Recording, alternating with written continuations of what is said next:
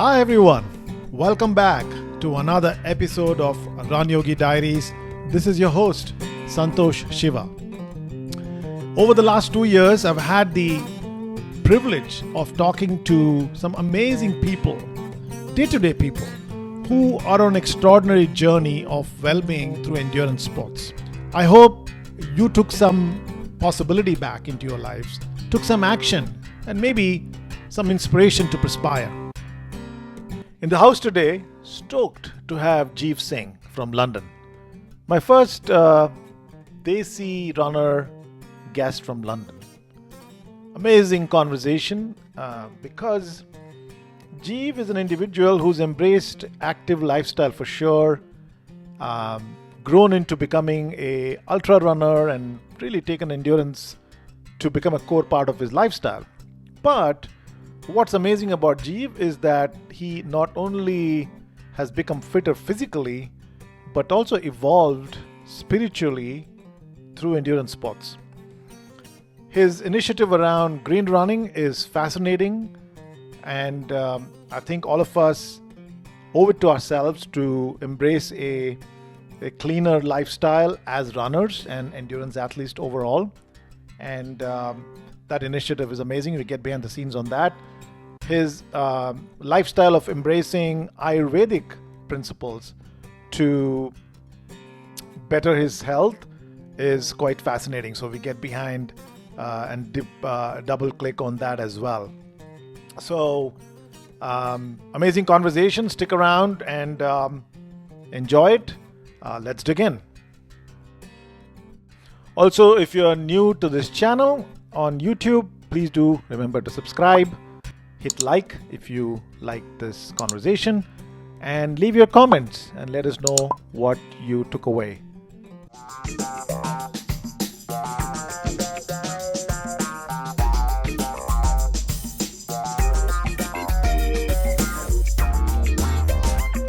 Hey Jeev, welcome to Run Yogi Diaries. Hey Santosh, good to see you. Yeah, absolutely. Thanks for being on the show. We connected on Instagram. Saw you featured on the Diverse We Run in Instagram handle. Terrific. So let me kind of maybe take a stab at a quick introduction of who you are, and then we can get going from there. So first off, as I said, found you on Diverse We Run, and then we found out that we have common friends, and especially in the ultra running community in California. Yeah, So that's pretty yeah. cool. You are originally from Agra and then now live in London. Yes. Banker by profession, correct? Not like a banker, but I work with bankers. I'm more on the IT side, but I'm not a Hmm. developer. I'm more of like a product owner. Right, So right, skill right, set is very much like finance and management sort of thing. right. Yeah. And of course, you're a ultra runner, and we'll get into that. And you're also an environmental, evangelist, if I may say. And you're a part of this initiative called Green Runner. We'll talk about that. And you're also a proponent of Ayurvedic lifestyle, especially with relates to ultra running lifestyles and running lifestyles. So we'll be lovely to get behind some of those ideas and thoughts. Did I miss anything? No, I think that covers pretty much, and I must say that I'm really grateful to the universe that we are talking because I'm one of the consumers of your initiative and what you have been contributing, particularly to the Indian diaspora and the guys who do really cool stuff in our community. Bringing them and their stories to us audience is just fantastic. And I think it's my honor to be here because the guests which you have had in your podcast, they are just legends. So Yeah, I'm very young to the sport, and I don't think I justify my presence to be here, but happy to share my journey with you. yeah. No, that's very humbly spoken. But I think what's important is you're on an amazing journey, and I think I've spoken to folks who are who started late and have thrived. But it's good to see someone like you who's got age on your side, having started this journey, and that's also a very positive initiative. And I think important that among South Asians, we see that there's a certain stereotype about South Asians being nerdy and geeky and good at technology and math and stuff. But I think I also see that hey, there's another side to being being who you are, Yeah. which is an active lifestyle, and being able to be successful at sports in whatever way you can. So yeah, thanks for all what you're doing. So maybe we should do a bit of a flashback, and see where it all got started for you, and maybe we take us back in time.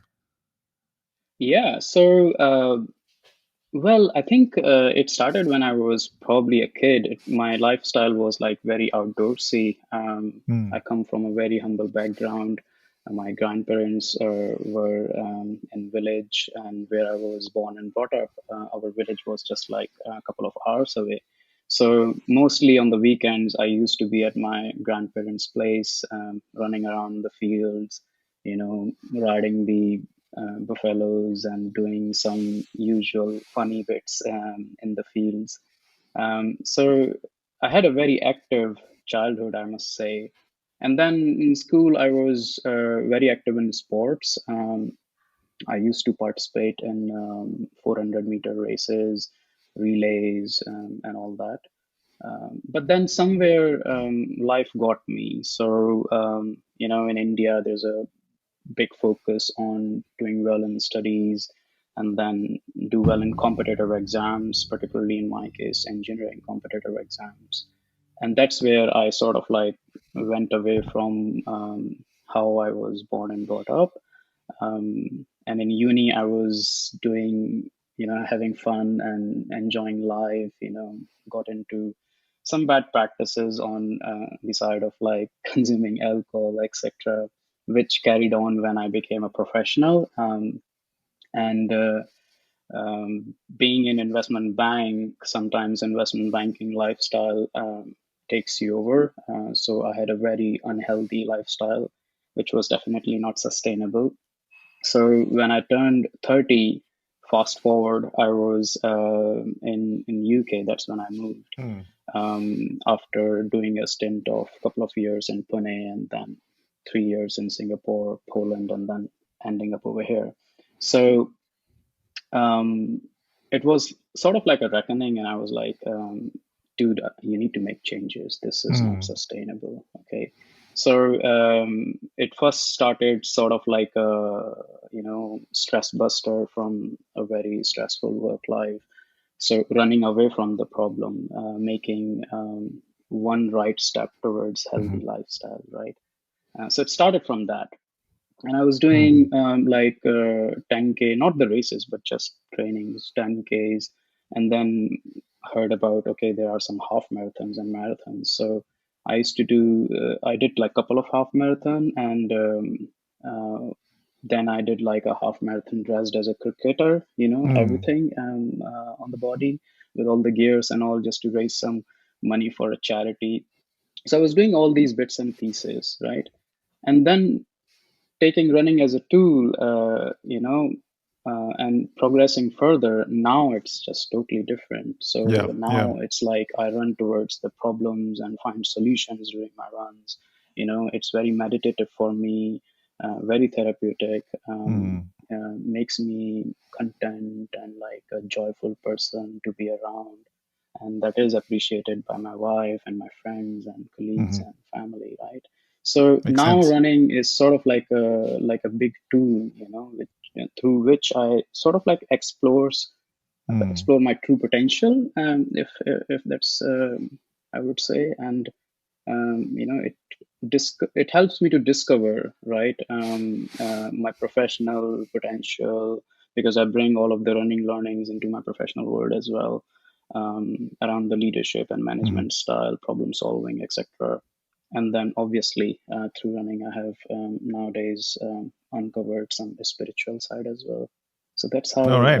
it all That's started. that's quite a bit of a journey, and we have a few things to dig in there.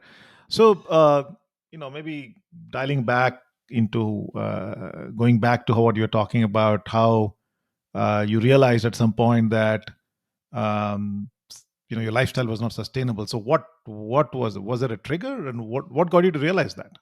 Okay, so I was working really long hours, Mm, and it sometimes is a theme in investment banking world. So that was definitely not healthy.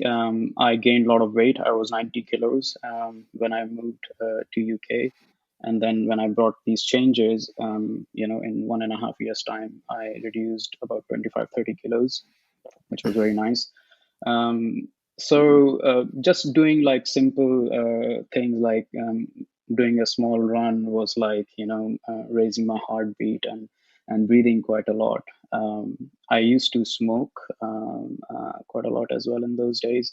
And as I said, alcohol was one of the things as well, right? yeah.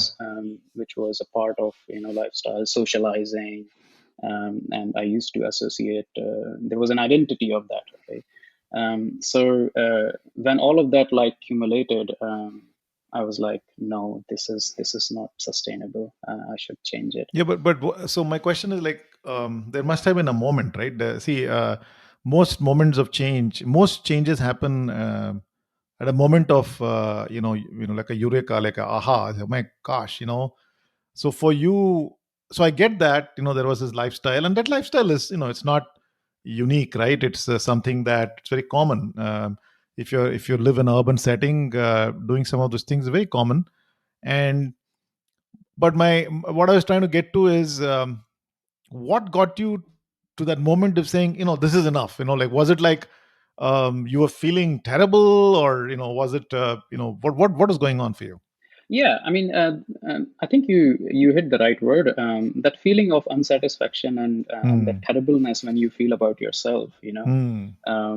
because as I said, I was trying to run, smaller runs and everything, and trying to do like half marathon, and training for that was like really really tough, by keeping these lifestyle practices. And then one of my friends, he mentioned that, hey, I want to train for marathon.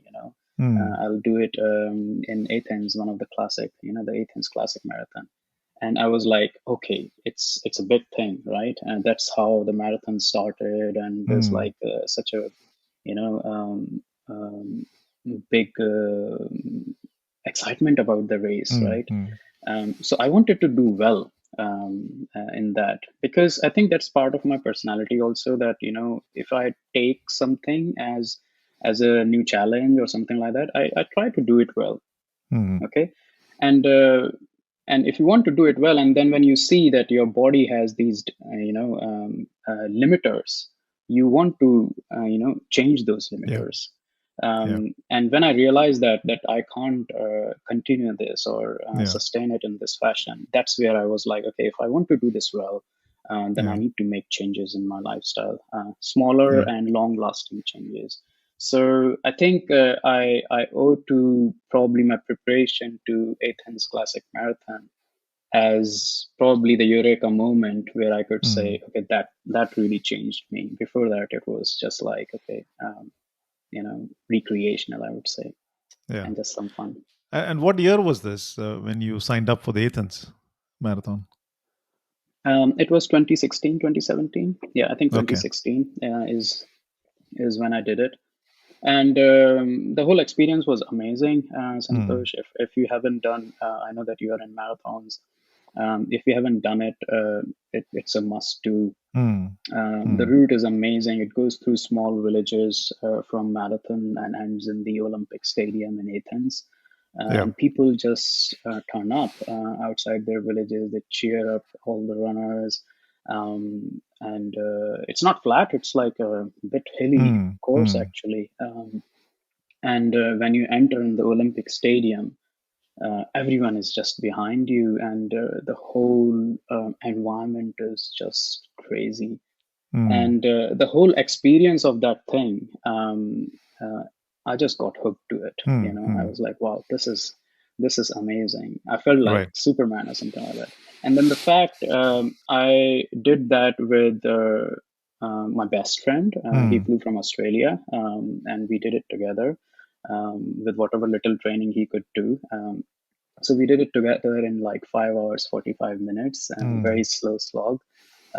But that memory is just as fresh as, like yesterday. Right. So I Right. just got that bug, and then never looked back from there. And from the time, so at some point you started running, right? In the sense that, so prior to the marathon sign up, you had a certain lifestyle, and you said you want to start running. And why I'm asking this, Jeev, is because a lot of people are in that space, right? There's a certain lifestyle they have, which they are kind of stuck in. They see people running and walking and active, but behind the scenes, a lot of everybody's has had to deal with that transition. So, what I'd like to kind of, for the perspective of some kind of listeners who may be in that space, right? They're stuck. They want to move forward. They want to run, and um, but they struggle to kind of push forward because of the lifestyles that have they were stuck with.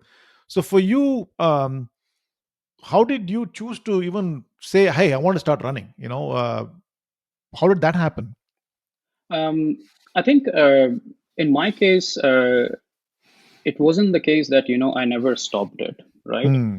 It was a part of me always. Even Okay. when I was in Singapore, I used to run, Hmm. but I never took it seriously. Okay. Okay. When I moved to Poland, even like in bad weathers, when it was -10 or something, I used to go for like a small run. Hmm. So that runner as a role or an identity was always Hmm. there. Got it. It's just that in my case, when I found out that okay, I want to make changes Hmm. in my lifestyle, what is that thing which can give Yeah. me the benefits? Running was the thing which I found out. I Got used it. to play cricket as well, very seriously when I was in Hmm. India, right? Hmm. Growing up, when I passed my 10th and 11th, 12th grade, I played cricket very seriously. Even in college, also, I took it very Hmm. seriously. When I moved to Singapore, there was a very social group, and we used to play cricket over there.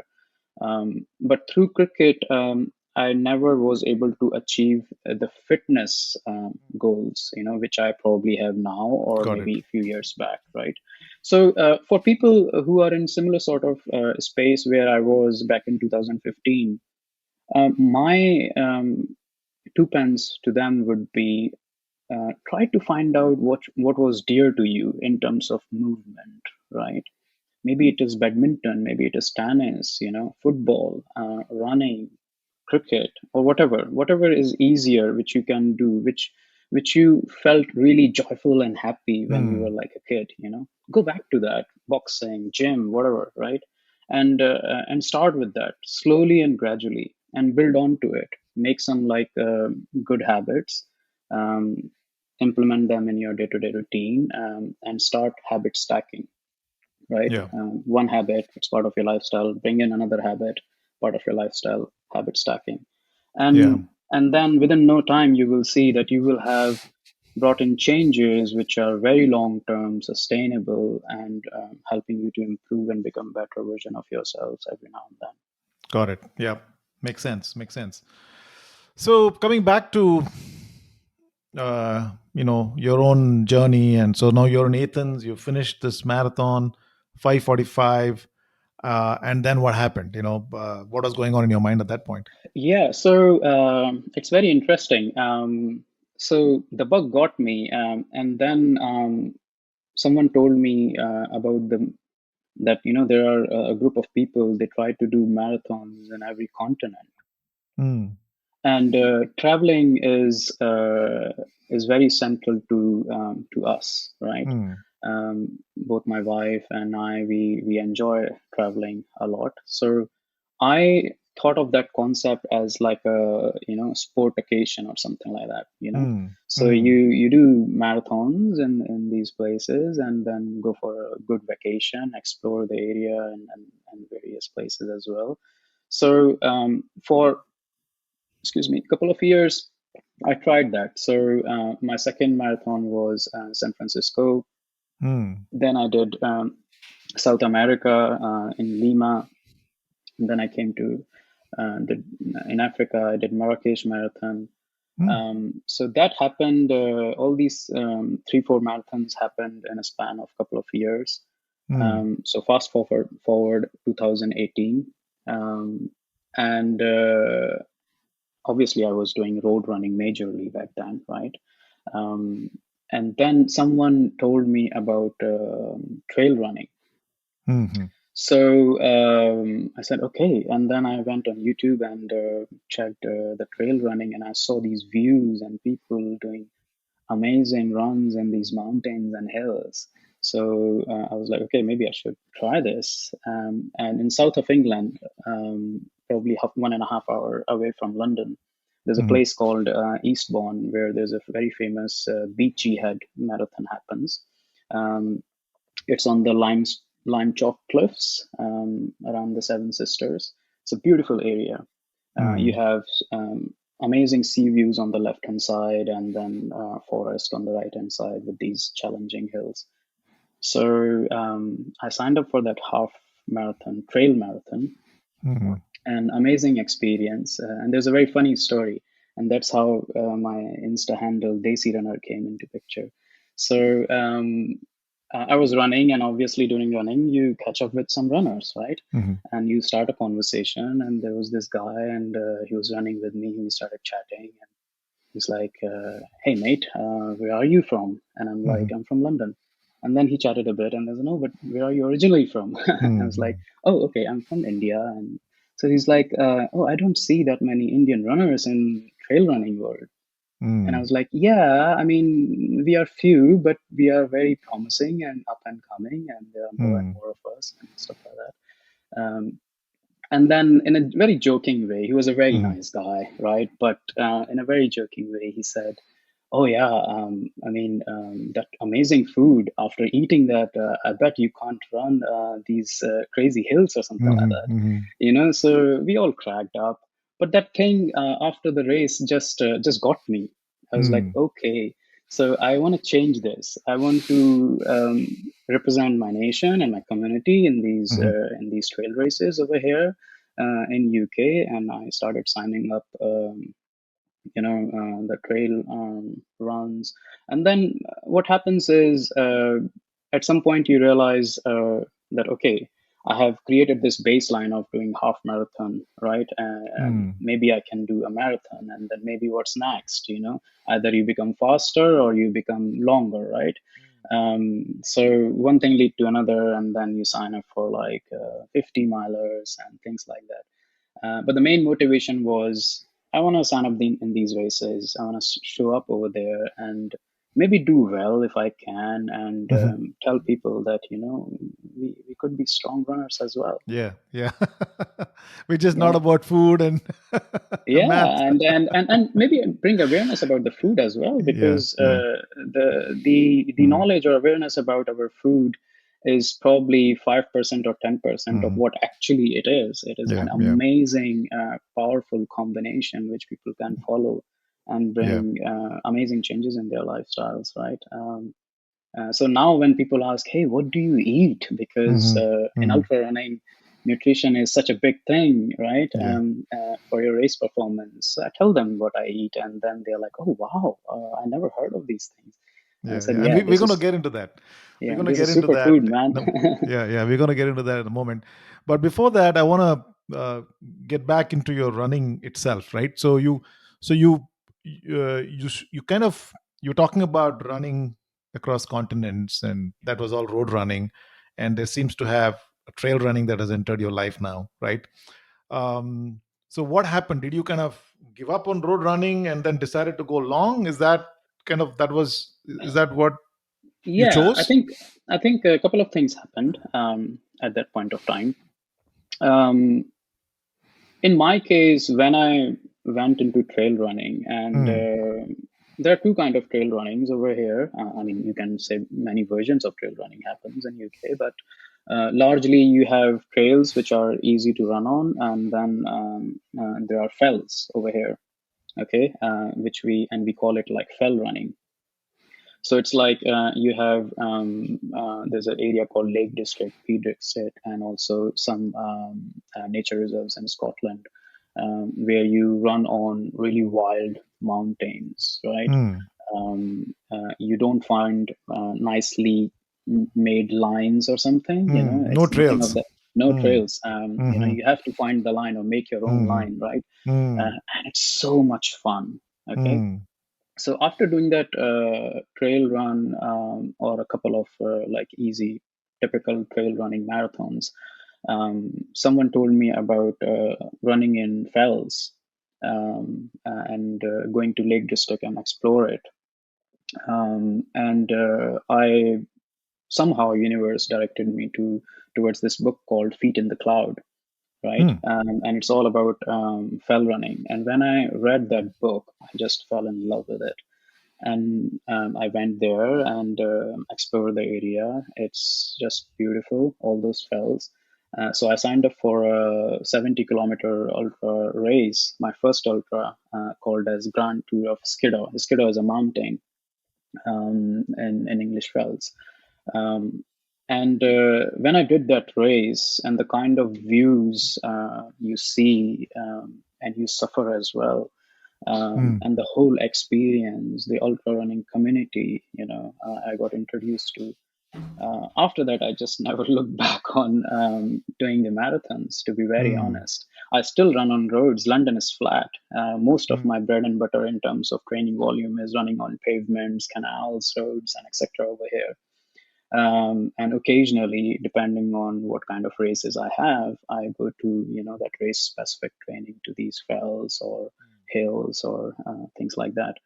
But I think my heart for me is in trail running and being in the nature, because I just Right. feel alive when I'm in that environment rather than Fascinating. faster road runnings. That's awesome. So when you say fells, and you said these are unmarked, paths that you have to create. When you do this 70, 80 kilometer races that you did, how does one know that you've done 70, 80 kilometers if there is no path? Oh, If you're just that running your own path. particular, okay, so let me correct myself. That Hmm. particular race was a marked race, Okay. but it happens in the fells. Like, you know, Okay. as Okay. you say, it happens in mountains or hills. Hmm. Fells is what you call. But there are a lot of like local fell races which aren't marked, you know, so you need Hmm. to have a bit of a orienteering experience.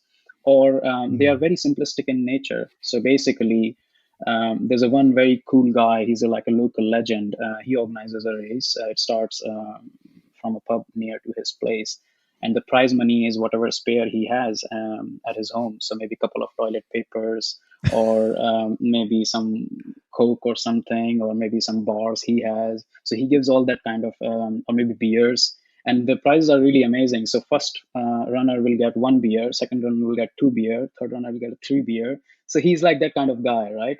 Okay. And his race is like, okay, you start from the pub, go up the mountain, touch the trigger, and come back, whatever path you go. You know, so there is just the fun aspect of it. Yeah. Right. Right. So there are races like that, and then you have the marked races as well, which needs to take care of like safety of runners and stuff like that. Got it. Got it. Yeah. That's definitely sound more unstructured, more fun. Yeah. Just doing it, just doing for the heck of it, not necessarily a competitive kind of sport, but just compete at for the moment, the heat of the moment, kind of a thing, right? Yeah, for the moment. And Yeah. in Yeah. that moment, it could get really, really fierce. And Mm. I'm not a fell runner, you know, I'm a city guy, right? Who likes to be in the fells. So the local fell runners are really, really strong runners. And if you turn up in those local races, just watch out for your lungs and quads. You know, you can't compete with those guys. Mm. So those races means a lot to them. Awesome. So fells is just another word for mountains, is it? You can loosely say that. Mm. It's sort of like a in local language, you can say. But Mm. um, for the respect of community, fells is fells. I would Yeah, say yeah, in that way. Yeah. yeah. Don't go to England and say I want to run mountains. They're gonna know that you're from America or from India or wherever. Yeah. That is the right way to say that. Okay, Yeah. awesome. Makes sense. And what happened to your project of running multiple continents? Is that still Yes. on? Mhm. Yes. So I fell in love with the fells, right? And the Mm, nature and being in the nature and reaping the benefits of it, both physically and spiritually, mentally. And then also parallelly, I became more aware about climate change and my own mm, impact about climate change. And obviously, when you take a long flight, particularly mm, intercontinental, your impact is quite a lot as well. So what I decided was that running wise, I will be more mindful because my mm, work already demands, some of these flights, which I can avoid sometimes using tech, and sometimes you can't avoid it, right? mm, And my parents live in India, so we have to go and see them at least once a year as well. So my mm, footprint was already very heavy from that perspective. So running wise, I made a conscious decision that I would try to be less impactful as possible. So I sort of like parked that project. It is still there, but I'm not like going crazy about it the way I was doing it in 2017, 18, because that mhm, was my primary focus. Now it has shifted to like if I would like to do any races, intercontinentally, then they should mean something to me, mm, and I will try to make an experience out of it. So I do have some key races in Oceania which I want to do. So maybe I would be able to do that. And when I'll do that, I will probably plan some holidays before that or after that, so that yeah, I have more coming out of it. It's more fruitful yeah, rather than just doing a race and come back. yeah. Makes sense. Makes sense. So coming back to you started running these fells. You've done the 70 kilometers, and I know that you also went on to sign up for longer ultras like 50 milers, and you also have done 100 milers, right? So how did that happen? And are these races that you did in UK, or did you travel outside for that? Yes, so these are the races I have done in UK. I have Hmm. largely raced in last 3-4 years within UK, Hmm. mainly because of my pledge that running wise, I don't want to create much Run footprint. local. I Hmm. want to have local adventures, Yeah. local runs. And don't get me wrong, I still want to do races which are Hmm. abroad. Um, Many of them are quite famous and they need Hmm. lottery systems, and you have to wait for this long lottery system to Yeah. qualify. So once I get lucky, then probably I'll have an experience of that. Anyways, so on this one, I wanted to figure out how would I do in like 50-mile races, because in marathons the performance was okay, 50K was okay as well. So I signed up for my first 50 miler race. It was actually 56 mile in the near the Bristol area. So we have like local hills over there in UK in Somerset region. And it was one of the most painful races because my ITB flared around like 60 kilometer Ouch. mark. So it was a painful one, and the most painful was actually San Francisco marathon. Because my ITB flared in that one around 7 kilometer mark, and then the rest of the race was really, really horrible. And this Oh, one you was did the the second. two loop one in San Francisco. You did the 52 kilometer, 52 miles. No, no, no. In San Francisco, in 2017, I think, or maybe 2018, I did the marathon over there. But Hmm. that was the most painful experience. And this 56 mile, which I did in UK, is the second one, I would say, Hmm. right? Hmm. Because of the ITV issue. So I wasn't happy with the outcome of the race, even though I finished this 56-mile race. I wasn't happy with the outcome. So I wanted to do better and see that, Hmm. okay, Hmm. can I bring my time down from 12 hours to something which I'm more content with. Hmm. So that's where I started focusing on 50 milers. So I planned for next, so I did like 3 or 4 50 miles after Hmm. that. And then in 2021, the last 50 miler I did, the timing improved from 12 hours something to 8 hours. And I was happy with the 8 hours. And I think there's a room for improvement, which I would Hmm. definitely go for in coming years. Um, so yeah, so I was trying to go for like one race after the other, and reducing the time and become better and better in like climbing skills or running the downhills and stuff like that. Hmm. And you did the 100 miler too in 20, was it Yes. 2021? Yeah. So that was in 2021, 100-mile race, because we have this amazing group, Shades of Brown, I told Hmm. you about. So They one of my, corrupted you. yeah, or inspired probably. I know. I was That's just the kidding. other Yeah. way. Yeah. So a friend of mine, he's like my e-guru, Ajit Narwal. He introduced me Hmm. to this amazing group. There are a bunch of runners, mostly in Bay Area and then other parts Yeah. of US as well. Um, and then I started seeing these amazing stories of Hundus and double Hundus and Hmm. whatnot. And I was like, wow, this is amazing. And then you start researching about it. And then someone told me, you are not an ultra runner if you haven't done a 100-mile race. I was Hmm. like, okay, so let's look into that. So the curiosity started developing further and further. So in 2020, before the COVID happened, the main goal of 2020 was that I wanted to do a 100-mile race. So I signed up for that, but then COVID happened, races got cancelled. And the race which I signed up for eventually happened in June 2021. So it took me 1.5 years to sort of like do that race because of the whole COVID scenario. And Which one I was had a this? and I had a great experience. There's a very famous trail in south of England called South Downs Way 100.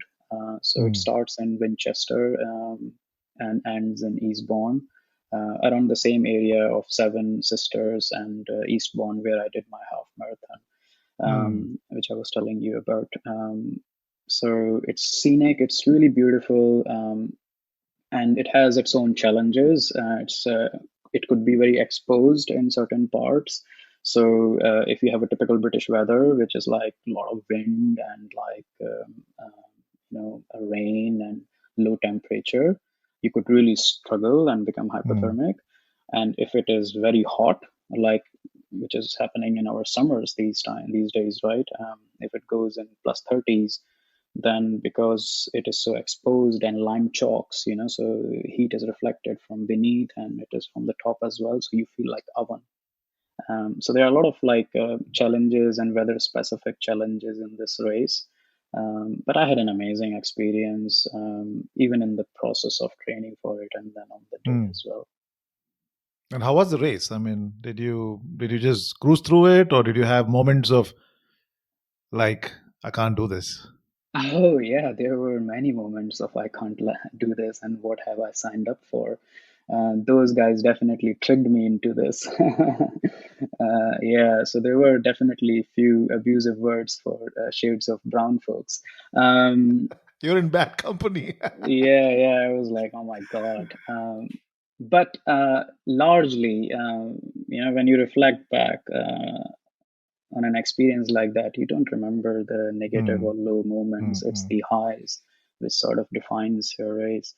I had an So how amazing did you experience. how did you get yourself out of those moments? I mean, how did you? What's your mantra?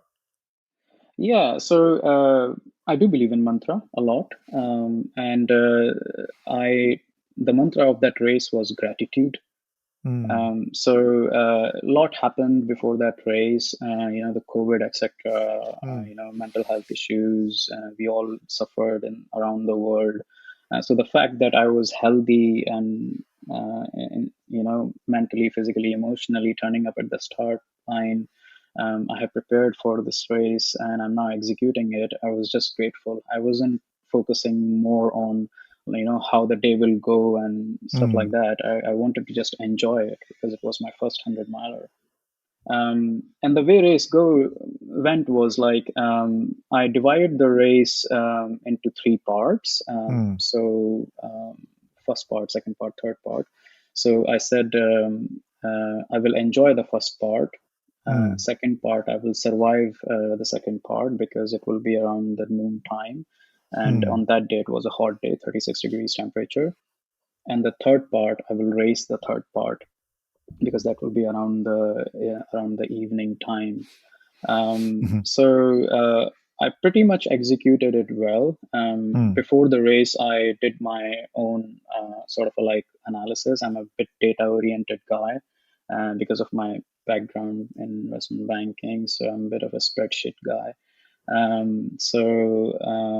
I analyzed last 3-4 years of performance of various different runners, and then did an average of it. And based on my abilities and my splits on those routes, I was able to figure out that I would be able to do this time if the best day happened. Mm. Or if it will be scenario B, C, D, then this will be my time. So I was just trying to be in the moment, try to execute my splits, be on top of my nutrition plan, which I planned for it. And if you just be present and continue focusing on what you are supposed to focus on, Mm. then ultimately all these things add up and the performance comes out better. And for me on that day, it was really surprising that I finished it in 19 hours and came like Mm. top 20 runner, being Wow. like the first one in doing the 100 mile. And it was a very stacked field because it was the first race in UK which happened after the COVID lockdown. Mm. So there were around 550 runners, some of them like very good runners. I used to follow them on YouTube and stuff like that. And Wow. when you cross them, Congrats. it's such a great feeling. So Yeah. yeah, it turned out well. Yeah. So I do want to double click on a couple of things in what you shared, Jeev. One is, of course, it seems like in a 100 miler race like that, what you did, you've had those low moments, but from what I hear from you, your strategy to pull yourself out of those moments is to kind of focus on the moment, in the moment, and focus on what next. Kind of take those small baby steps and keep moving. Right? Is Yeah. that what you did? And Yeah, and there are various ways. Mhm. Largely the low moments come when maybe you are not nutritionally on top of your things. So if I was feeling bad, and then why I'm feeling bad? Is it some issue, structurally in the body, like cramps or muscle pull-ups or something like that? No. Is it because of the heat or something like that? Yes. Okay. Maybe in next station, aid station, when I will see my crew or crew meeting point, I will apply, some ice or some water on top of me and things like that. And have I, taken my nutrition, like dates or etc., or maybe a gel if I'm taking it, or am I on top of my like drinks mixes and stuff like that, or taking my salt tabs. So it's like these small problem solving things. Mm. So once you have ticked all these check boxes, then if you're still feeling low, then it's just tiredness.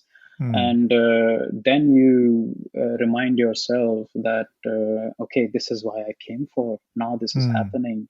Okay, and I have heard so much about this pain cave, and people have talked to me about, oh, you feel horrible, but then you still find that amazing energy inside of you. And that's such a great feeling to experience. So when I was in those moments, I was like, okay, now I'm here. Mm. Now I need to just experience this and see what's happened next. And Yeah. that feeling of elation or getting that second wind or third wind, which people talk about, now it's going to come. I'm closer to it. Mm.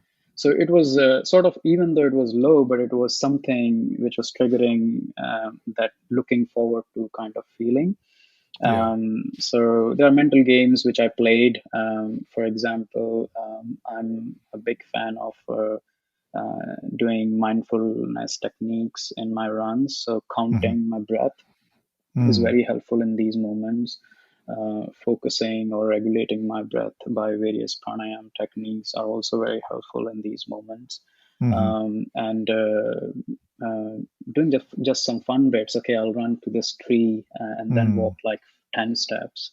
Or Mm. maybe something like, okay, I see some guy, maybe I'll just run with this guy, or I will listen to try to find some different kind of flowers or crops or trees, So just trying to distract the mind, and most of the low moments, 90% of the times, is because of nutrition. And once that kicks in, then you just come out of it and find the second wind or third wind, and then you just ride the wind as long as you can, and then go to the Lovely. next phase. Yeah, there's so much gold in what you just shared, Jeev. I mean, it's almost as if not to take that low that you're experiencing at that point seriously, in the sense, have these little kind of checklists, be aware of what might be the root cause of what you may be feeling with, use that, and just provide what is needed to be provided, if it's nutrition, if it is some kind of stretching, if it's maybe a little bit of rest, or maybe Yeah, just distraction to your mind, and then keep finding that way to keep moving forward, right? It's a wonderful hack. And I think all that comes also as a part of how well you're trained, and some of these wisdom that's come down from folks who've done it before. All of that helps, correct? yeah, definitely it helps. Talking to people who have been in the sport for longer, and your training runs. Doing these things in your training runs helps a lot. So I try to have something as a goal for each session. So, say for Mm, example, I have got a recovery run tomorrow because I've done my long run today. I've got a recovery run tomorrow, so my focus will be, I'll make sure my heart rate is not more than 140 in my mm, recovery run, or my pace is below this. Sometimes on easy runs, I'll just focus on nose breathing. On mindful running day, I try to be, more mindful, listening to the sound of park or forest, or birds around, or maybe whatever the ecosystem I am in. mm. um, and things like these. So the more you Yeah. do it, your body and mind sort of like become attuned to these sort of practices. And on a race day, the more weapons you have in your arsenal, the more things you Mm. can bring it in to solve a situation, the better outcome you get. Yeah. Lovely, beautiful. And that's amazing. That's great tips. Very easy to understand, very easy to, I think, for people who are listening to this, I'm sure can take a few nuggets of wisdom and practices. Especially I like the way you talked about each run or each workout having a specific focus. Mindfulness, heart rate could be one. And if you had one day where you've kind of pushed yourself longer, there's this variety. You're kind of simulating different kind of experiences that your body can deal with and mind can deal with. That's awesome. And the other thing I want to dig into double click a little bit, Jeev, is you described that at one point you were dealing with ITB issues. So how did you resolve that? You seem to have resolved it and gotten better too. So what did you do for that? Yeah. So in my case, when I started becoming more focused around performance side of things, I started to look into the typical sort of patterns of issues which were happening to me. Yeah. Mm, So ITB was one of them. Hamstring, niggles were very common as well. So when I looked into resolving these to have better performances in my next races, I started bringing in like more prehab exercises, so mobility routine on a day-to-day basis, mm, doing some strength and conditioning, exercises on a regular basis, and reliance on yoga, which is part of my living the Ayurvedic lifestyle I will talk about, right? So So these things, when I started doing more and more, they started giving, results to me. And when performance focus happened, then I became very, very particular about a few things. For example, I'm very much focused about my sleep Mhm. now. Quality sleep is very, very important to me. My self awareness has increased a lot, so I'm very much conscious of what sort of signals my body is giving, which people talk Mhm. about as listening to the body, right? Mhm. Mhm. And when these issues were happening, resolving these issues, one aspect is very, very important, which is consistency. And I think consistency is very important in overall training perspective as well. So as I was saying, I was doing these very regularly, building good habits or doing habit stacking on top. And these things don't take much time. So if you're watching TV or speaking to your partner or, talking to your kids, you can just do a small stretch or, some foam rolling. Even while doing this podcast, I was massaging my feet using this massage ball. And when you do it more regularly, that's where adaptation in body comes. So you have to just consistently doing it. And patience is very important, I think, in those injury scenarios, because sometimes we rush up things. Your injury is not totally healed, and we go back to running without doing too much of prehabs or rehabs, and then it aggravates further. So I think patience is a strength in those scenarios. Yeah, well said. Well said. Well said. So I agree with you on the. I think my takeaway from what you're saying is, of course, you seem to have introduced mobility, strength training, prehab exercises, and I agree with you that some of these can be done by just adding, kind of just slipping it into your day-to-day activity. My wife keeps teasing me. I have a plantar fasciitis. My plantar Oh, is inflamed, so I have to stretch my calf every now and then. So the other day I was walking in the grocery aisle and I was stretching my calf, and she said, "Stop doing that. You look odd just stopping in the middle of yeah. a store and stretching." But on that's on the lighter vein. But I agree with you that just trying to slip in these kind of exercises can help you get away, heal. Now coming back to, it's a good time to kind of double click on the Ayurvedic lifestyle you mentioned, right? So you seem to have incorporated that. That seems to have helped you. So what is that? Give us a sense of what do you mean by Ayurvedic lifestyle. Yeah. So when I talk about Ayurvedic lifestyle, I mainly talk about like three pillars in my day-to-day affairs. So those three pillars are your daily routine, sleep, and nutrition. Hmm. Okay, so my daily routine is like, I wake up early, before sunrise, mostly around 5 a.m., 5:30 a.m. I take warm water, helps me to clear up myself.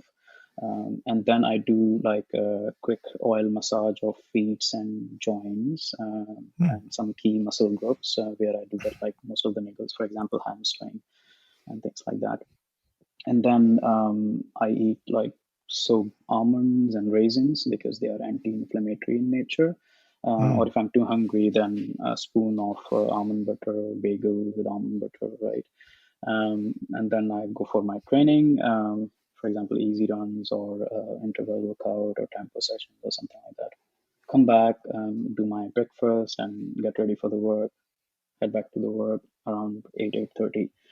And then even during the day, I try to find 30 or 45 minutes for my mobility or gym or yoga asanas or something, on a regular basis. If days are hectic, obviously you struggle, but if you're if you can just find like 30 minutes, it goes a long way than not doing Mm. anything. Yeah.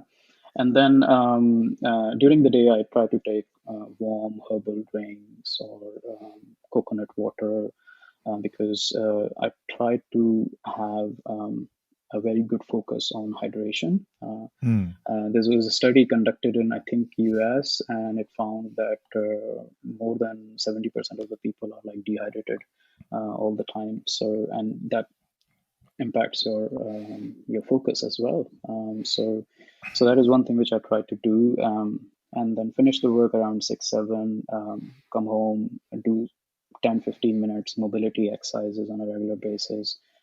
Eat dinner, which is mainly Satvic food, easy to digest or something, and then slow down, prepare for sleep. And then before the sleep, I have a routine like do padabhyanga.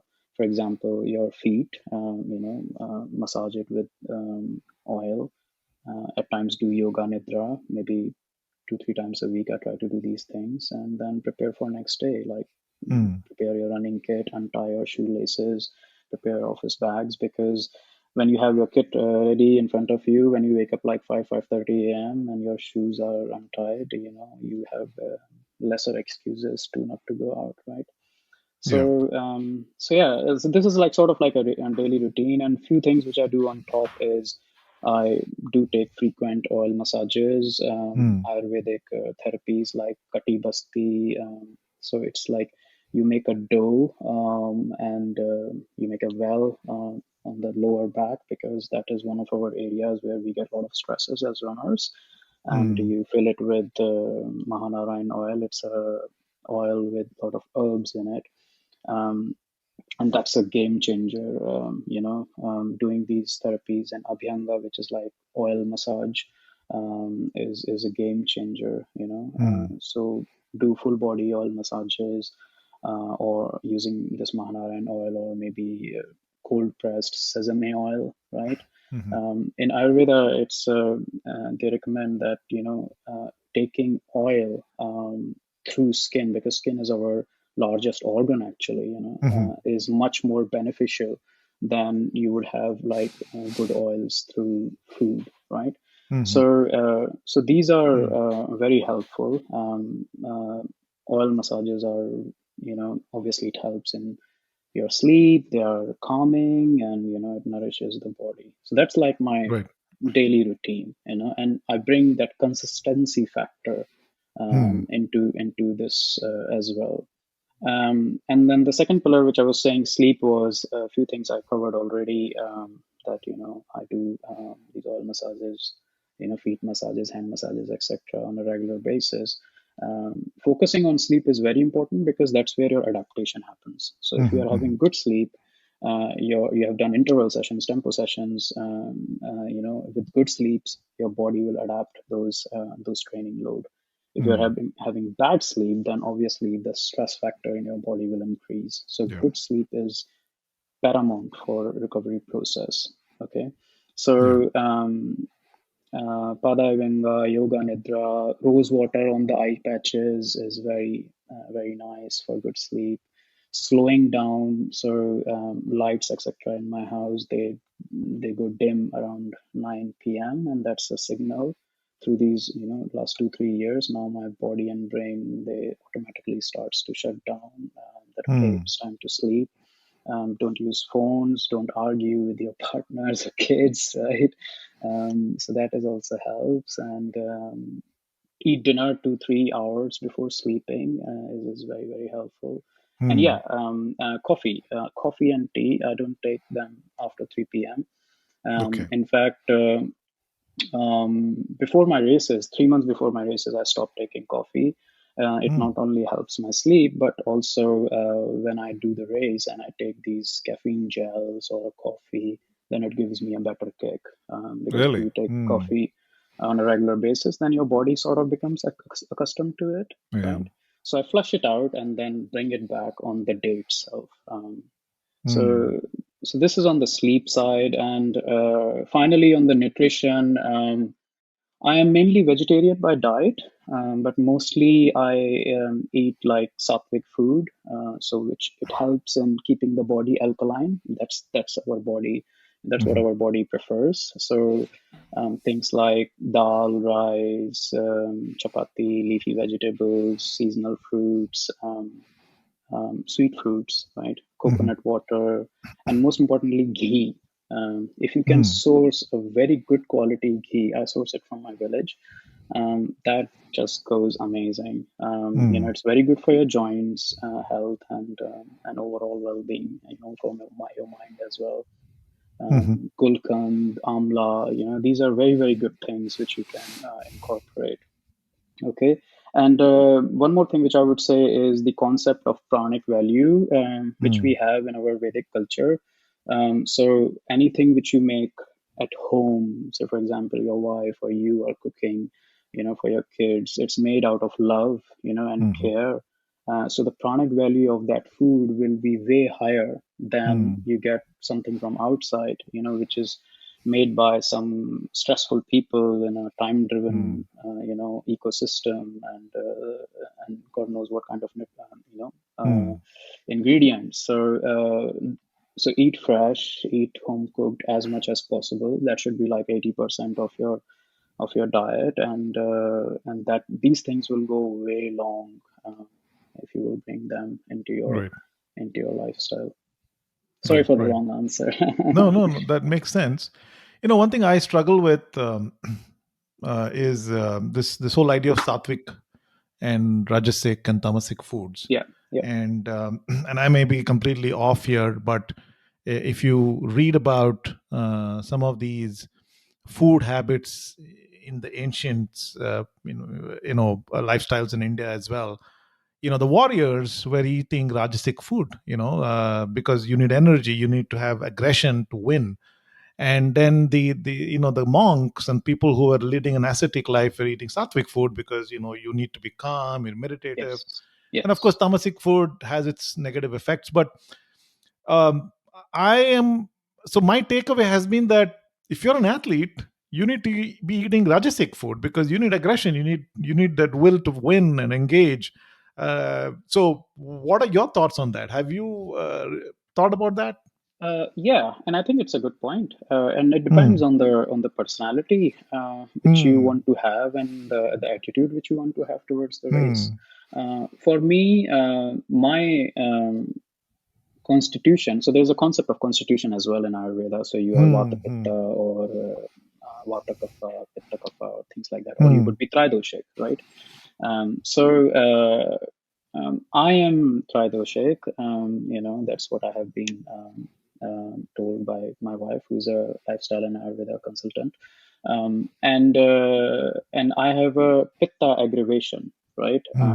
Growing up, I was an angry kid as well, right? So if I would have a diet which is full of spices, hot spices, or anything which Hmm. heats up pitta, it not only impacts how I feel, but obviously the thinking and everything as well. Hmm. So back to your point, I would be preferring for a diet where I'm much more well balanced in making the Hmm. decisions, rather than preferring a diet where I could get the adrenaline impact. Because that Hmm. adrenaline impact is also very necessary. Don't get me wrong; I totally agree with you. But you Hmm. can bring that by pranayama. So Hmm. you can breathe in very shallow and aggressively, and you will get that kick immediately that, okay, I need to catch this guy, who's going up the Hmm. hill. Okay, let me play Pokemon, and I'll, whoever comes in front of me, I'm going to catch Right. them, and I will not let anyone else cross me. So you can do that through that Hmm. means, rather than have a diet which could impact your day-to-day well-being, and you Hmm. are feeling aggressive all the time. Maybe Yeah. that is not what you would like to prefer. And yes, you're right that tamasic food has its own space, right? Hmm. As I'm told, tamasic food is used to treat certain injuries as well, and it Hmm. is recommended in Ayurveda to give red meat in, at times, to cure some diseases. Yeah. But general preference should be more towards slowly Rajasic and then eventually towards Sattvic, because that's Hmm. what our body consumes Right. as an information much better. Yeah. Yeah. Yeah.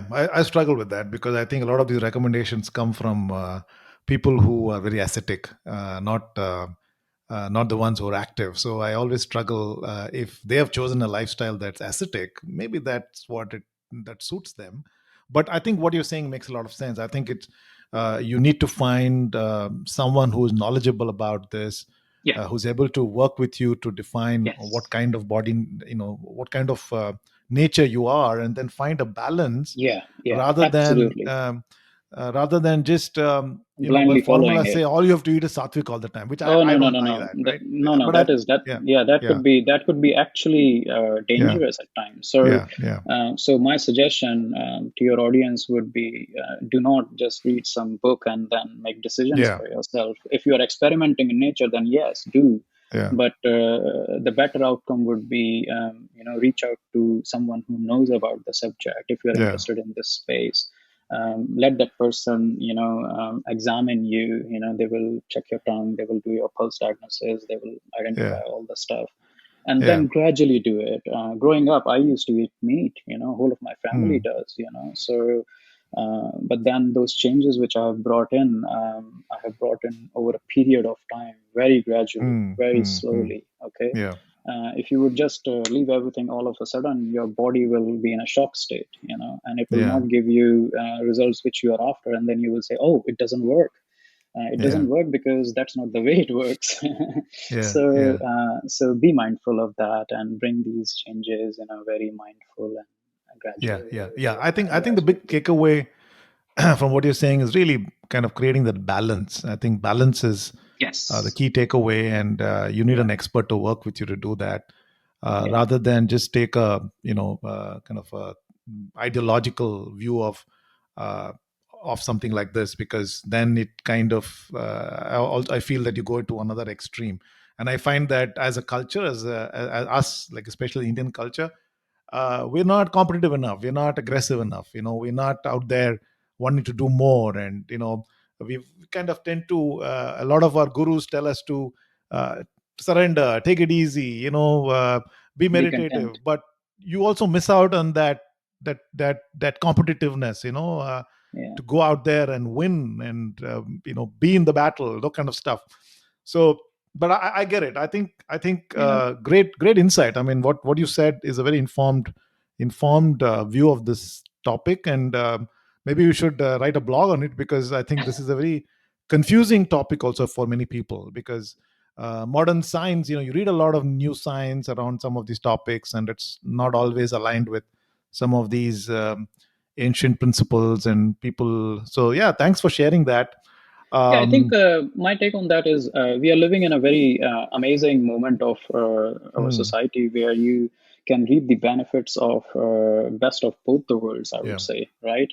I was following a lot of Western nutrition concepts Mm, in last few years, and for me, for some reasons, they were not working. mm, So that's where I went back to my roots and I started exploring what is more natural to my body, what is that something which my body already understands. mm, So this is the hardware, and whatever I'm putting is like a software. So how, and then I that's where I started incorporating these principles. And mm, strangely, or coincidentally, my wife began her studies on Ayurveda, and mm. that helped as well, and we Right. both went on this journey together. And so I had that expertise advice easily available to me, and that's Mm, where I wanted to, yeah. or brought in those changes, and they helped in my running journey performance wise. Yeah. Yeah. Yeah. And that's also key, right? That it seems to have helped you in your doing better in your running, which is what most runners want to know. I said, okay, I get all this, but does it make me a better runner, right? And that's what really happened to you, because it seems like maybe your inflammation went down, or you were recovering better, you're feeling Yes. more calmer, so you're doing better because you're out there. When you are out there in the running, you bring the best version of yourself, kind of a thing, right? So Exactly, which is like, what my aim is, to yeah, become better and better, or best version of yourself yeah, every yeah, single day out. yeah. And I know when we started, you said you were smoking, you were having alcohol. So did that all go out of the window, or do you still have some room for some of that in your lifestyle now? No, I don't associate myself as a smoker. That Mm, identity is of long course. gone, I would say. Alcohol is something which I do take, but very, Mm, very rarely. mm, mm, I don't take alcohol definitely 3 months before my mm, race, but mm, this is festive time right now. So an occasional beer or a couple of glasses of mm, wine is totally fine. As you said, right, moderation, that's where the mm, key is. So 80%, 90% of my diet is on those principles, but there mm. should be a room for like some fun in life as Yeah, well. Come on, we got just one life, so don't kill yourself by being too orthorexic, right? And diet yeah, wise. So yeah, I do take alcohol, but not like the yeah, way I used to do in Singapore, and definitely not in yeah, yeah, Poland yeah, yeah. days. Poland days Yeah. was crazy. Yeah, It's not an they know indulgence. they Yeah. they know how to drink, especially vodka. Yeah, yeah. Because the other thing is Ayurveda does use fermented. I mean, there is alcohol Yes, in Ayurvedic medicine, right? yeah, yeah, there When I is. was a kid, there's something called my mom's Ayurvedic doctor. Hmm. She trained as an Ayurvedic doctor, Oh, and that's great. my parents are from Kerala, so Kerala is a hub, kind of Oh, the they have a very hub of big. Ayurveda. Yeah, yeah, yeah. So, when you have indigestion, you would have something called harishtam, and it's basically Hmm. a kind of a wine. And as a kid, I used to enjoy drinking it because it was so tasty, Yeah. and so I was just kind of also, it's always good to know how do you bring some of these balances while at the same time being able to take on, something like a Ayurvedic lifestyle, still able to balance it, because that's where a lot of people again get confusing. Okay, I mean, I hear all this, but but there's so much happening around me. How do I balance out that without coming across as a prude, or somebody who's not, can't just have some fun? So I One think more what top you tip. say makes sense. One more top tip on, sorry for interrupting, on the digestion side is Hmm. ginger cubes. So if Hmm. you're having a upset stomach or something in your ultra races, you get ginger cubes. It's easily available in any of the Indian stores. They are sweet in nature and dried ginger. You just Hmm. take a couple of those ginger cubes, chew them in. So ginger helps in your digestive agni or fire, Hmm. right?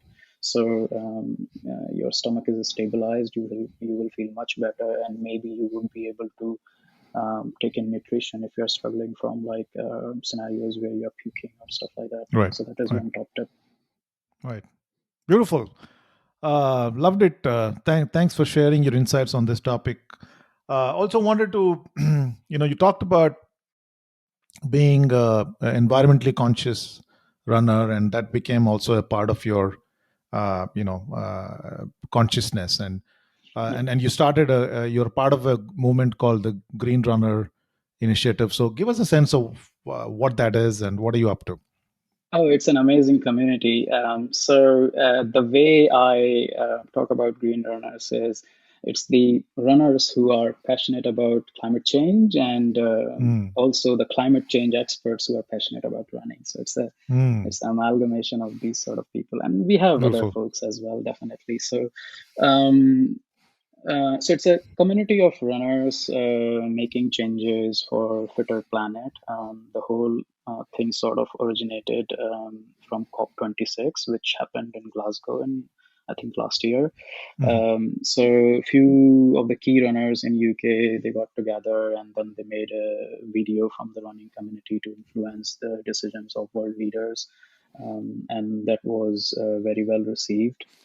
And then from there, those group of people they thought that what should we do next? Mm, One of them was Damien Hall, who is one of the elite runners in UK ultra running world. So through him, I got involved in this core group of people. So I was helping with the initial ideation and conversations, and now I try to wear the hat of project manager in that space. mm, Okay, so that's how the community was born. We came up after a lot of discussions and debates and everything. We came up with like four key pillars and green mm, runners. So it's all about how do we move, how do we eat, kit, and then speak up. So these are the four bits. And when we say how do we move, it's about traveling to the races. So as runners, if you are doing races intercontinentally or in further cities where you take flights, then your running footprint is quite a lot, right? Mm. So what we are telling is, can you do more local races or Mm. adventures, right? Mm. Instead of taking these long flights, can you do carpooling or maybe use Mm. public transport to reach to these races? We are also working with many race directors, asking them to organize shuttle buses to pick up runners from train stations or change their race timings, which are more favorable to public transport, and Mm. runners can easily access these races and be on time and things like that. Okay, Mhm. so it's all about that. But we are not telling people that do not fly. No, Mm. it's totally impractical, right? And as I was saying at the start, if you want to do races which are intercontinental, if you're really passionate about, say, for example, if I get a lottery ticket in Western States, right, race, then I would definitely want to do that. It's such an amazing race. But what we are telling people then is, whenever you do that, make sure you make it as an experience, right, with Mm. you and your family. So plan some holidays before and after, and involve your family, friends, kids, etc. So that way you would need probably less flights to do Mhm. your separate holidays and things like that. Okay, so that's how we talk about on moving, right? Right. And then what we eat. So as runners, we love our food, right? We are big Mm. foodies, so we are hungry most of the times. So I think we probably eat more than any average person, I would say. So Mm. our dietary footprint is way higher than average person. So if we can eat more plant-based food, or I would say planet-friendly food, Mm. then you are helping the cause as well. Okay, Right. and there are various ways on it. Like you can eat seasonal food. Local food is not necessarily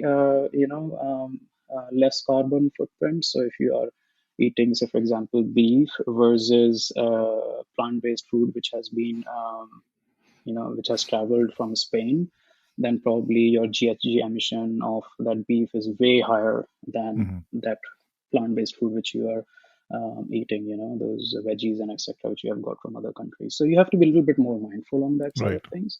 And then the third is the kit. So we all love our kits. We all love those nice T-shirts and amazing shoes. So what we are saying is, instead of buying new kits Mm. every single time, can you love your existing kit much Mm. more than getting something new? Okay, so use it to the max of its limit. Try to repair it if you have just few stitches gone here and there and things like that. So extend the life of your existing kit rather than buying a new kit, because these things which we wear, right, they last more than us on this earth, Yeah. right? Yeah. So They try last a to, long time. Yeah. yeah, exactly. So and most of these kits which people reject, they go to landfills, right? Mm. Because we as industry, running industry, they haven't found much more efficient ways to dispose these things or reuse these things. There are a lot of good initiatives which are happening in this front, but Mhm. we are a little bit further away from that. So the more you can love your existing Mhm.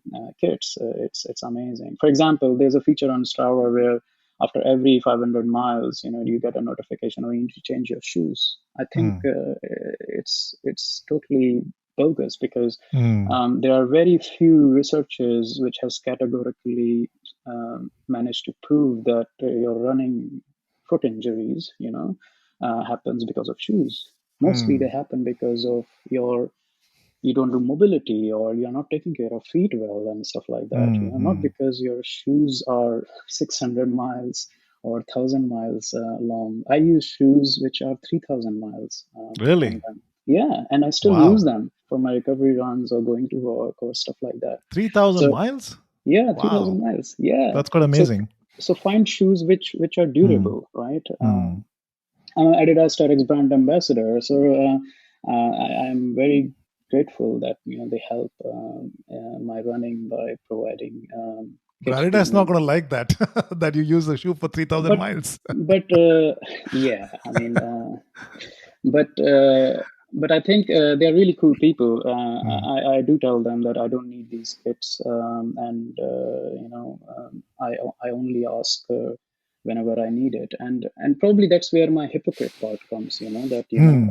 I'm a brand ambassador, but I think it's better to influence the companies you're working with, or the communities you're working with, by being inside it, right? Hmm. And helping influencing the decisions. So some But also, companies, also, I think on the kit part, right? yeah, I see a lot of the newer shoes that are coming are using reusable components in their in their design, yes, which is probably a more sustainable, because yes, there's economics involved. When I go on Facebook or any of those, and I'm constantly advertised shoes, and I'm so tempted to buy them because I love shoes. And I'm a yeah, runner. We just start imagining, oh my gosh, that shoe can make me faster, they look good. And there's this whole economic part of it. And I'm probably yeah. thinking that using shoes, building shoes with reusable components or biodegradable components probably is a more sustainable than running for 3,000 miles. Because I don't know if people will do that. Well, I mean, if your shoe is not gone bad, if it Yeah, hasn't yeah, changed your gait or something like that, then you can still use it. yeah, yeah, There's no harm in doing that, yeah, right? yeah. Even if like your uppers patches, if they are like worn out or something, you can repatch it and continue to Yeah. use it. A lot of times people reject them because they don't look good. Well, Mm, and my philosophy is you're not using running shoes to look good. You're using mm, running shoes to do running, right? So and people buy like a lot of shoes because they will make you faster or something. Well, probably elites, yes, mm. by bringing 4% or something change like faster timings to them. But for like of us, you get better performance by doing good workout sessions, Mm. tempo sessions, intervals, etc., better sleep and nutrition, so that the changes which you will get, or training influxes you will get from these side of things, is way more than Right. buying something fancier even if you don't need it. So that's my view. Yeah. And I totally agree with your point that these good newses are coming out where companies are relying on more recyclable materials and stuff like that. But still, those technologies are very nascent Yeah. at the Yeah. moment, and we are living in a society which is very profit driven. So Hmm. I mean, the solution of this doesn't matter which shoe company it is. The solution to this is produce less, right? But in Yeah. a profit-driven society, it becomes very less or very hard to achieve, and that's Hmm. where we come into picture. If we are galvanized individuals, or if we create this galvanized community which can tell running industry that what, we don't need it, or bring in these changes Hmm. for a happier and better planet, then they will follow, because Yeah. ultimately they are selling it to you and I, right? So Hmm. so they will follow, and that's where the last pillar come into picture: speak up, Hmm. right? And which is all about galvanizing individuals, galvanizing the community to make changes in their lifestyle, and then community pushing the government and running industry to make sort of like climate Hmm. friendly, long lasting, sustainable changes. It's my Yeah. weakest point because I'm a bit of a shy guy and I'm not an activist, Hmm. but that is something which I've decided myself that maybe I'll try to speak up more, Yeah. and follow these pledges which I have done, and become a better individual. Because at some point of time, I think I've seen best of this world, Hmm. in my life form I have at the moment. But the next generation, which is going to be here, they will lose out on many things and will have a very struggling days ahead, right? So Yeah. I think we owe it to them rather than to us or our previous generation.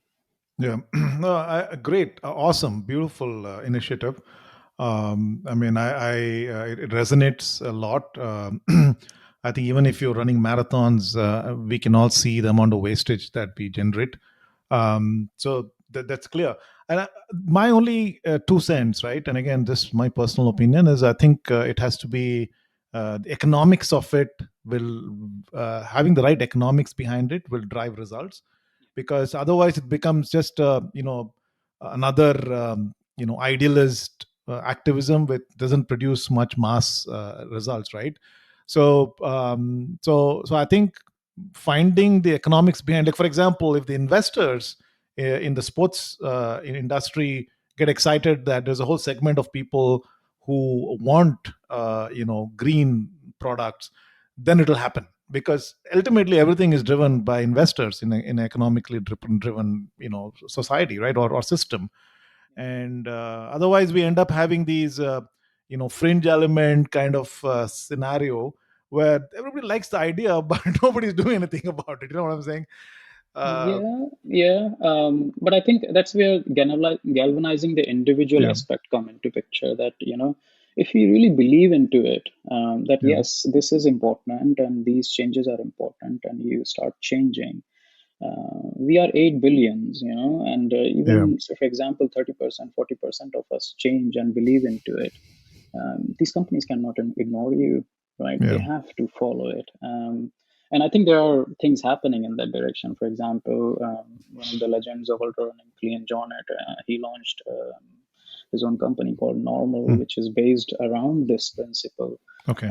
completely. So I think these good practices, movements, and voices will Yeah, push companies to make changes. yeah, A yeah. lot of greenwashing is also happening, and major brands are, arguably told to be culprit of it. But Mm. that's where the value system of individuals and community will come into picture. That, come Yeah, on, I mean, this is not the right way. But I mean, yeah, having said that, I also am aware of the fact that we our impact will probably way lesser than what governments and big oil companies, etc., could bring in, in mm. these scenarios, right? But everyone contributes their bit. Yeah, yeah, And there is a saying in Hindi, "Boon boon se sagar banta hai," right? So yeah, every drop can yeah, constitute a ocean, right? So I think that's where all of us has to bring in these good changes, and yeah, yeah, cumulatively it will become a better world.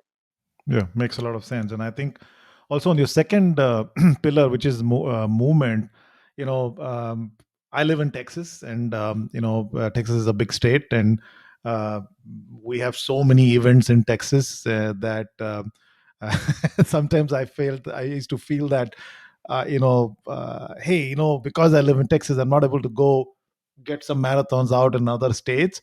But I think from what you're saying, it makes complete sense. If there's so much opportunity locally to explore the local area, do local races, may as well do it, and not feel guilty that you added some carbon footprint because you wanted to get some run in, right? Uh, Even driving longer distances to go get a run in, I think, counts in the same spectrum, I suppose. So Yeah, and when you do these things more locally, the engagement with the local community increases, and mm, you reap the benefits of it. When I started doing more of the local races, I became very active with the parkrun community over here. mm, So parkrun is a huge concept in UK. Every Saturday morning, 9 a.m., you turn up to your local park, and there will be a timed race which is happening, and everything is free. So you turn mm, up, run it with other runners, and at the end of the run, you will get your timing, and it becomes very addictive as well. mm. So I started doing that. I started, helping other runners who needed pacers or crew, etc. So more locally rather than doing Yeah, something abroad. So yeah, I mean, it's a beautiful thing if you participate in more of a local adventures and local communities. Yeah. perfect, beautiful.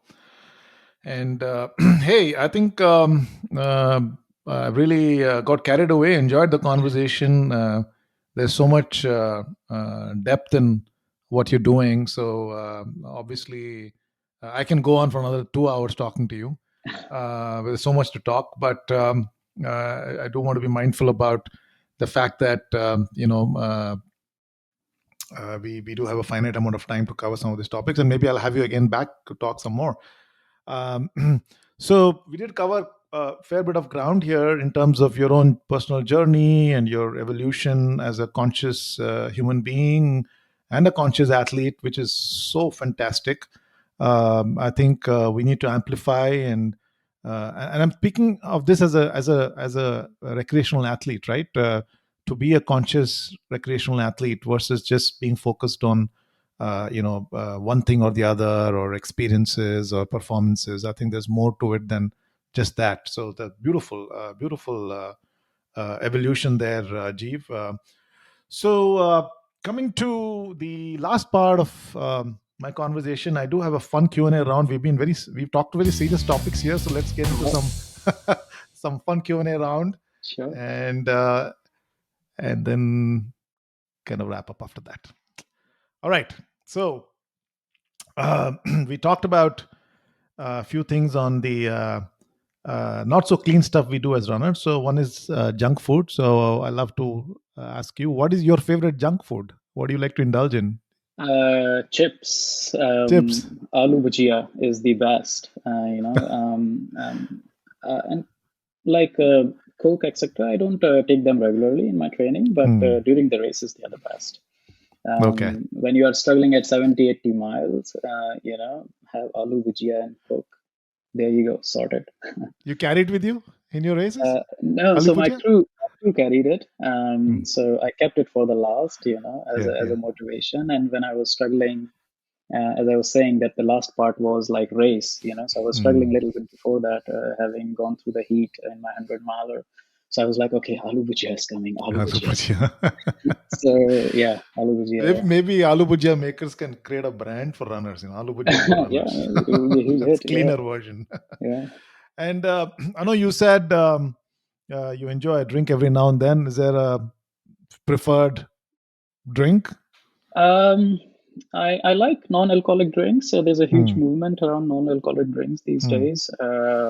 But beer is something I enjoy a lot. So craft beers, any kind of the craft beers with different kind of tastes, I like to Yeah, explore them. Yeah. yeah. If you live in England, you hard to escape that, right? Oh yeah, and there's a very good stuff over here, and ales are very Yeah. nice. I like American IPAs too. Hmm. Hmm. So they're very good. We do get over here Yeah, some yeah. of them. And they have antioxidant, uh, you know, uh, Yeah, yeah, it is. It edge. is. Yeah. Um, the best compliment you ever got for your lifestyle? Best compliment I ever got for my lifestyle. Well, I don't say that there was any compliment or something, but people do say inspiring stuff. Sorry, Hmm. stuff like that. You inspire me a lot, or So, who? um, Give you give me a know, specific instance. Give me a specific instance of a compliment I you think I got. think when I did the 100-mile race, I used it.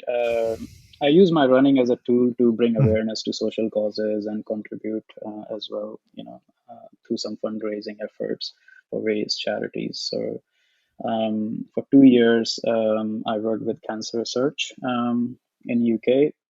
So 2020, I did a FKT, raised a couple of £1,000 for them. And in 2021, during this 100-mile race, I raised around 3,000, 3,500 pounds, and my company matched it, so 7,000 pounds.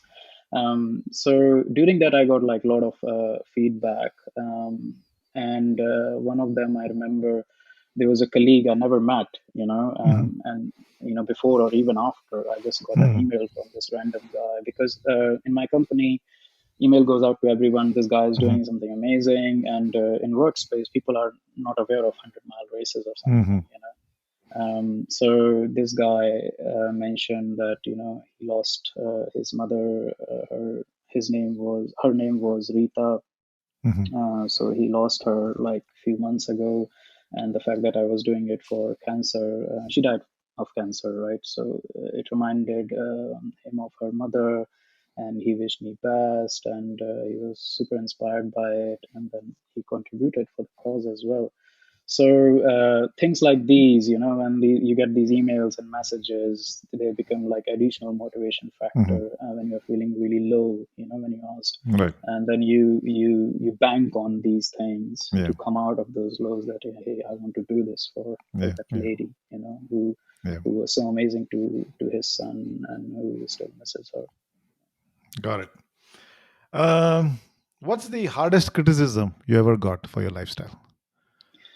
Um, I think people, when I talk about my lifestyle, Uh, people so you have to think give me that, one instance. Like you have to pick a person. It's got to be yeah, a situation, and they came and yeah, said, "Jeev, something they said to you. Tell me what was that?"